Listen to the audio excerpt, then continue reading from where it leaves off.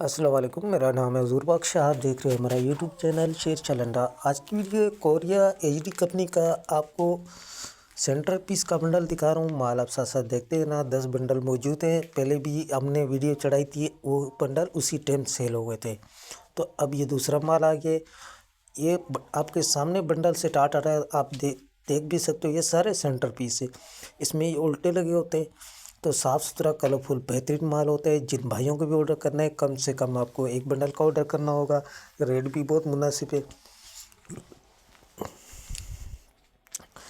तो माल आप साथ साथ देखते जाओ। पेमेंट हमारी एडवांस होती है, जेज कैश, इजी पैसा, अमेज़न बैंक के थ्रू। डिलीवरी चार्जेस आपके होते हैं, चाहे यहाँ से माड़ीपुर अड्डे के हों, चाहे माड़ीपुर अड्डे से आपके अपने शहर के हों, दोनों आपको पे करने होते हैं।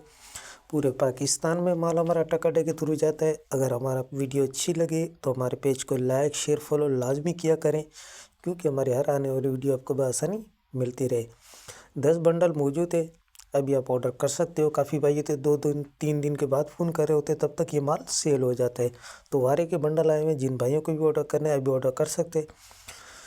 तो हमें दीजिएगा इजाज़त, फिर कोई नई वीडियो लेके आपके सामने हाजिर होंगे। अल्लाह हाफिज़।